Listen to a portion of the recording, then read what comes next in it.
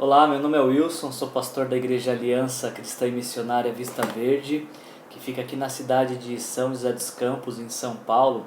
E esse é mais um vídeo da série Conheça a Sua Bíblia, uma série de vídeos que nós temos gravado para falar um pouquinho sobre cada livro da Bíblia. Nós estamos nos propondo como igreja a ler a Bíblia inteira este ano, então sempre que surge um novo livro, surge também um novo vídeo para explicar um pouco sobre esse livro, mas principalmente para te encorajar na leitura bíblica, porque nós acreditamos realmente que o nosso Deus é um Deus que escolheu se revelar, se permitir conhecer através da Bíblia. Então ler a Bíblia é o caminho para se conhecer a Deus. A gente está finalizando, caminhando para o final desta porção da Bíblia que nós chamamos de profetas menores. Menores não por conta de sua importância ou tamanho, mas menores pelo número de suas profecias. E o profeta que a gente vai conhecer hoje, e o livro que a gente vai falar hoje, é do profeta Abacuque. Por conta dos dizeres, nós entendemos de que Abacuque é um profeta que profetizou, foi profeta do Reino do Sul, profetizou ao Reino do Sul, ou seja, a Judá, por volta do ano 605 a 587, que foi um período em que o Reino do Sul, o Reino de Judá, estava prestes a ser conquistado pela Babilônia. E algo importante ser dito é que, embora o profeta Abacuque só apareça no livro que leva o seu nome, nós não encontramos Abacuque em nenhum outro livro da Bíblia, é inegável a importância desse profeta para a base teológica de muitos escritores do Novo Testamento, porque é Abacuque que dá origem ao conceito teológico que nós chamamos de justificação pela fé. O apóstolo Paulo mesmo tem como base de sua teologia esse escrito de Abacuque, tentando esclarecer o que significa ser justificado pela fé. Óbvio que eu não vou entrar nos méritos agora com tanta profundidade, eu vou te pedir para você ficar com a gente até o livro de Romanos, pelo menos. E lá a gente vai poder falar um pouco mais sobre o que significa ser justificado pela fé. Mas para a gente falar de Abacuque hoje, o nome Abacuque significa abraço. Acreditamos, né, a tradição protestante acredita que Abacuque foi de fato o autor desse livro, e ele escreveu ali em torno de 612 a 605. Os escritos de Abacuque eles estão de acordo, combinando com as datas da queda de Jerusalém para o exército de Nabucodonosor da Babilônia, quando Nabucodonosor vence Jerusalém e leva para o exílio babilônico os principais nobres. Por isso que quando a gente lê o livro do profeta Abacuque, precisamos nos recordar que nós estamos lendo um texto que foi escrito nesse período de guerra, nesse período onde uma nação, a nação de Abacuque foi vencida e aonde muitos estão sendo levados como prisioneiros de guerra. É este o cenário que Abacuque escreve. Por isso, creio que a gente podia dizer que o propósito desse livro está na nossa Bíblia. Esse livro consta aqui em nossas escrituras sagradas para nos exemplificar como que a fé ela elucida e também traz consolo quando passamos por algum momento da vida que não faz sentido algum. E você vai ver daqui a pouquinho o que eu quero dizer sobre a vida não fazer sentido, mas como que a fé mantém os pés firmes na esperança de que Deus está no controle de todas as coisas, mesmo quando todas as coisas estão fora de controle. Por isso não há palavra mais apropriada para resumirmos o livro de Abacuque que não seja a palavra fé. A fé é uma palavra que resume tudo o que a gente lê em Abacuque, e o capítulo 2, versículo 4, esse versículo certamente resume todo o livro. Abacuque 2,4 diz: escreva, o ímpio está envaidecido, seus desejos não são bons, mas o justo viverá por sua fidelidade ou por sua fé. O livro de Abacuque é um livro fácil de ler, porque além de ser um livro curto, ele está desenvolvido em uma oração, em um diálogo entre Abacuque e Deus. Então fica fácil de a gente compreender a estrutura do livro, porque Abacuque ora Deus responde. Abacuque ora questionando a resposta de Deus, Deus responde esclarecendo o questionamento de Abacuque, e aí o livro termina com uma rendição de Abacuque, compreendendo a soberania e o poder de Deus. Vamos caminhar para lá? O capítulo 1 então começa com Abacuque se queixando a Deus. O capítulo 1 começa com Abacuque olhando para o cenário nacional do Reino do Sul.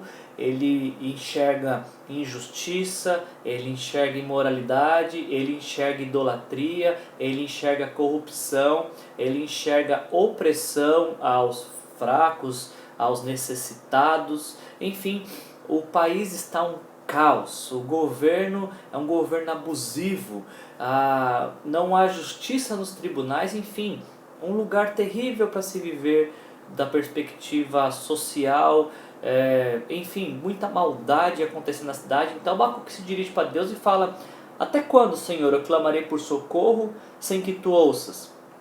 Até quando gritarei a ti violência sem que traga salvação? Por que me fazes ver a injustiça e contemplar a maldade? Abacuque está indignado, obviamente não com Deus, ele está indignado com a situação em que o seu país está experimentando, e ele fala: Deus, mas até quando que o Senhor vai deixar isso acontecer? Até quando isso vai ocorrer? Abacuque talvez não esperava a resposta de Deus, porque no versículo 5 do capítulo 1, Deus responde essa oração de indignação de Abacuque para o clamor de Abacuque. Até quando, Deus, o Senhor vai deixar as coisas acontecer assim sem fazer nada? Em Abacuque 1,5 Deus diz: olhem as nações e contemplem-nas, fiquem atônitos e pasmem, pois nos seus dias farei algo em que vocês não creriam se a vocês fosse contado. Deus está falando: Abacuque, eu vou resolver agora esse problema. Eu vou dar fim à corrupção da sua nação, à imoralidade, à injustiça, à opressão contra os necessitados, à maldade. Eu vou acabar com tudo. E antes que Abacuque talvez pudesse respirar aliviado de saber que Deus vai acabar com todo o mal do qual ele se queixou, Deus completa ainda essa frase, dizendo: vou fazer algo que vocês não creriam. Estou trazendo os babilônios, nação cruel e impiedosa, para marchar por toda a extensão da terra, para apoderar-se das moradias que não lhes pertencem. Deus daria fim à maldade do Reino do Sul em Judá. Deus acabaria com as injustiças dos tribunais de Jerusalém, permitindo que a Babilônia vencesse a guerra e conquistasse a nação de Judá, e assim destronasse reis, juízes, sacerdotes e todos os corruptos de quem Abacuque se queixou. Problema resolvido? Não para Abacuque, porque quando Deus dá essa resposta, ou quando Deus aponta esta solução, Abacuque questiona a solução de Deus. Então vem a segunda estrutura do texto, que seria a segunda oração de Abacuque.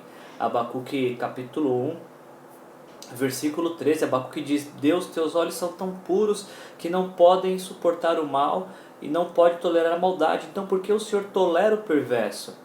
Em outras palavras, Abacuque está perguntando: Deus, por que o Senhor vai usar logo a Babilônia para acabar com a corrupção na nossa cidade, em Jerusalém? Por que o Senhor vai usar alguém que é mais corrupto para acabar com os corruptos? Por que o Senhor vai usar alguém que é mais perverso para acabar com os perversos? Por que o Senhor vai usar alguém que é mais cruel para acabar com os cruéis? Abacuque faz esse parâmetro, essa balança, né, daqueles que são muito ruins e poucos ruins, porque é isso que ele diz, né? Porque ficas calado, capítulo 1, versículo 13, porque ficas calado enquanto os ímpios devoram os que são mais justos do que eles. Abacuque olha para a sua situação nacional e ele diz: realmente nós não somos bons, mas os babilônios são piores que nós, eles são mais cruéis, mais perversos, mais imorais, e o Senhor vai usar justamente eles. Na conta de Abacuque existe a diferença entre quem é melhor ou pior, mais justo ou menos justo, mas na conta de Deus, aos olhos de Deus, todos estão no mesmo, literalmente no mesmo patamar, de pecadores que precisam de um Salvador. Não é uma conta de quem pecou mais ou quem pecou menos, porque todos pecaram e estão afastados da glória de Deus, assim Paulo diz em Romanos capítulo 3, versículo 23, e precisam de um Salvador.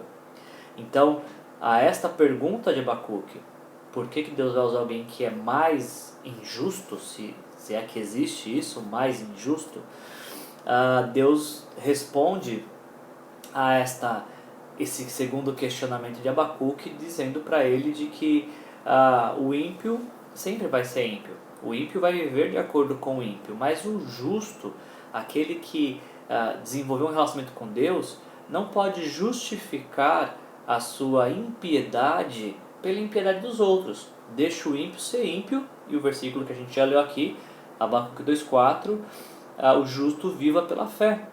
O justo não vive pelas circunstâncias. O justo não vive por aquilo que é favorável. Quem desenvolve um relacionamento com Deus não vive por probabilidades. Vive pela fé. Pela esperança de que Deus sabe o que está fazendo, de que Deus é sempre bom e de que Deus continua no controle de todas as coisas. Quando Deus apresenta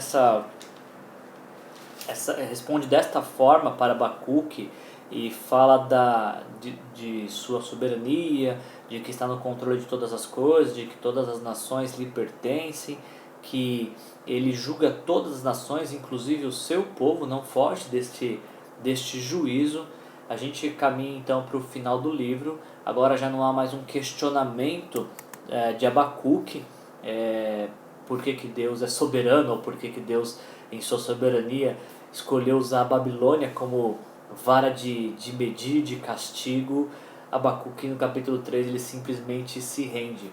E os primeiros 2 versículos do capítulo 3, ele faz uma oração de rendição que começa com uma petição.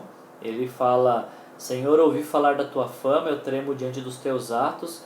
O primeiro pedido dele então é esse: realiza de novo em nossa época as mesmas obras, faz-as conhecidas em nosso tempo. Em tua ira, lembra-te de tua misericórdia. O Abacuque começa a sua oração com o pedido de que Deus fizesse no tempo presente aquilo que se ouviu que ele fez no passado, e como ele libertou o povo do Egito, como ele fez com que o povo conquistasse a terra prometida, como Deus estabeleceu a monarquia, como Deus livrou tantas vezes o povo dos seus inimigos.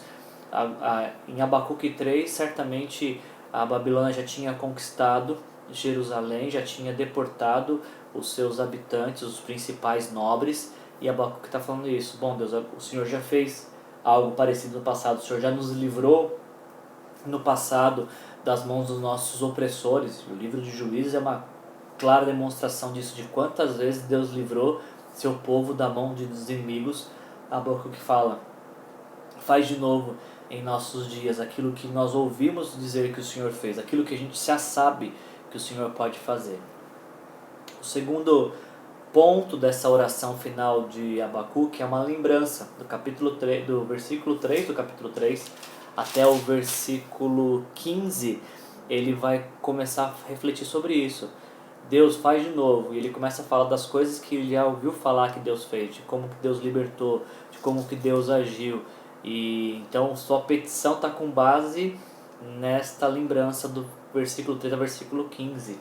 E aí, uma vez que ele pede, se recorda, ele faz a petição, versículos 1 e 2 do capítulo 3. Ele faz a lembrança de quem Deus é, capítulo 3, versículos 3 a 15. Agora é a hora de finalizar esta oração com uma entrega, com uma demonstração de confiança em Deus. Ele diz no versículo 17, um dos textos, uma das poesias mais lindas da Bíblia, ele diz: ainda que não floresça a figueira e não havendo uvas na videira, mesmo falhando a safra de azeitonas e não havendo produção de alimento nas lavouras, nem ovelhas no curral, nem bois nos estábulos, ainda assim eu me alegrarei no Senhor, eu me exultarei no Deus da minha salvação. O livro que começa com uma um questionamento inquietante, revoltante, por assim dizer, até quando? Termina com a oração dizendo sempre. Sempre confiar em Deus, independente do que aconteça. E eu acho que, finalizando nosso vídeo, essa é uma das lições que nós tiramos quando nós lemos o livro de Abacuque. O livro de Abacuque, ele questiona o quanto, nos leva a questionar quanto nós confiamos e dependemos de Deus. Será que nós realmente acreditamos que Deus é bom em todo tempo? Ou nós achamos que Deus é bom só quando coisas boas nos acontecem? Deus continua sendo bom quando coisas ruins acontecem? Esse é o questionamento que o livro de Abacuque nos faz. E aqueles que vivem pela fé são convidados a proclamarem mais uma vez em alto e bom som: sim, Deus continua sendo bom mesmo quando coisas ruins acontecem. O livro de Abacuque é o livro que nos desafia a viver pela fé e não pelo que vemos. Viver pela fé e não por aquilo que nós desejamos. Viver um relacionamento íntimo e profundo com esse Deus que escolheu nos salvar através da pessoa e obra de Jesus. Quando nós depositamos nossa fé em Jesus, essa fé nos salva do inferno e nos leva a viver a vida eterna. Fé é mais ou menos assim: eu estou sentado aqui em uma poltrona, como vocês podem ver, e eu perguntasse para você: você acredita que essa poltrona na qual eu estou sentado pode te sustentar? Você pode olhar para ela e falar assim: eu acho que sim, se está sustentando você, pode sustentar a mim também. Mas enquanto você não sentar nessa poltrona, tudo que você vai ter vai ser opiniões, achismos. Você não, eu posso descrever para você o quão confortável essa poltrona, ela realmente é muito confortável, mas você só vai poder descansar aqui nessa poltrona quando você de fato se assentar nela. Fé em Jesus é a mesma coisa. Eu só posso dizer que Jesus é meu Senhor, meu Salvador, e que eu não tenho medo mais da morte quando eu deposito a minha confiança em Jesus, quando eu experimento o que significa viver pela fé em Jesus. Talvez você está assistindo esse vídeo hoje só para pensar nisso. O quanto você confia em Jesus, se você confia em Jesus.